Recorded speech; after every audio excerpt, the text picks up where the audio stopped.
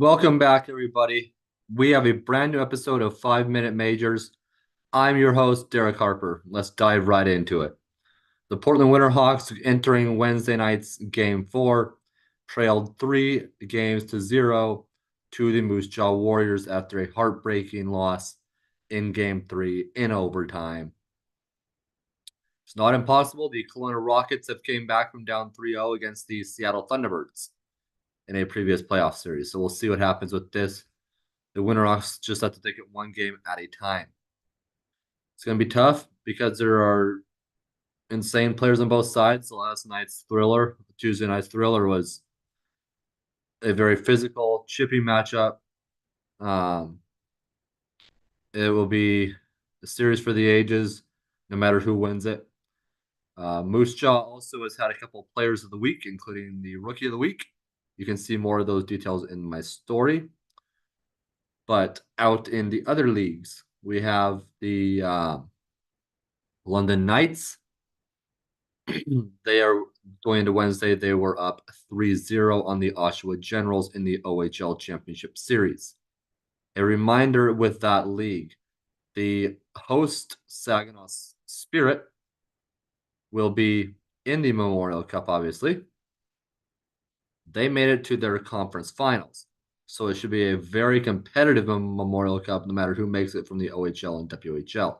Because on the other side of things, interestingly enough, the number one seeded team for most of the season, with the exception to a few weeks where the Saskatoon Blades were sitting up front, the Baie-Comeau Drakkar have been upset. And not just upset, but swept. Yeah. The Drummondville Voltigeurs took care of the Drakkar in 4 consecutive games. Not sure many people saw that coming, but we've seen upsets in the past with Halifax getting beat before. That's always been a really good franchise. Kind of a lot of upsets this year, though. The Saskatoon Blades, they went down in their home building in Game 7 to the Moose Jaw Warriors. I think a big factor of this series with the Moose Jaw Warriors, of that series, this current series, when the Wenatchee Wild were having to kind of restock their cupboards with draft picks, they had to send, obviously, Connor Geekie away, Matthew Savoy, Geekie going to the Swift Current Broncos, and then Matthew Savoy to the Moose Jaw Warriors. The Warriors also have Jagger Furcus, who is a Seattle Kraken prospect. Savoy, obviously, an NHL prospect as well. So the talent is there. When Moose Jaw was able to kind of load up and get Savoy, and they have Furcus and kind of build up with the moves that they made around the middle of the season, they were able to really find a lineup that is a contending lineup that could get past the best of the best.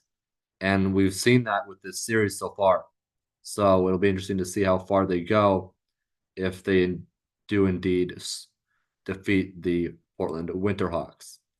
As for the Winterhawks, this was their first trip to the league championship series in a decade.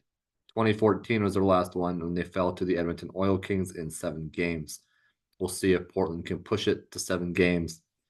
These 3 games, games 3, 4, and 5 if necessary, were or are in Moose Jaw, Saskatchewan at the Moose Jaw Event Center. Games 6 and 7 will be back in Portland if necessary.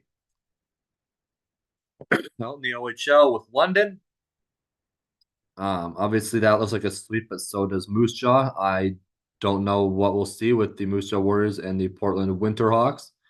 But the OHL, I feel, is like maybe more tilted. I feel like the London Knights see the Memorial Cup more often.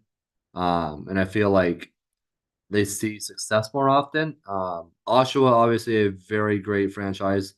They've won their league a few times. So we'll see what happens. If Moose Jaw wins this series with the Winterhawks, however, it would be their first league title. So we'll see what happens there. Moose Jaw has not seen much success in the past before, but they're seemingly finding it in this playoff run and in their late part of the regular season earlier this year.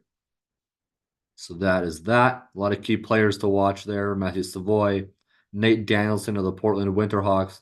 For Danielson, if Portland can come back and win the championship series somehow in 4 straight, I mean, it's happened. We've seen crazier stuff happen. The Nashville Predators, their AHL affiliate this year, won 19 in a row. And then Nashville this year won about, I believe it was 8 consecutive games. So we'll see what happens there. It's certainly possible. It's going to be a tall order for the Winterhawks, especially with an injury to one of their top players. But for Nate Danielson, it would be special if they were able to come back because he is a Detroit Red Wings prospect. And the Memorial Cup is in Michigan.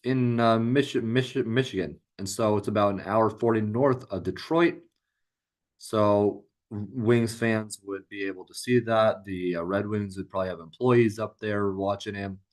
So we'll see what happens there. We'll keep you updated next week on the results of the OHL and WHL Championship Series. And we will dive into the Memorial Cup itself further at that time.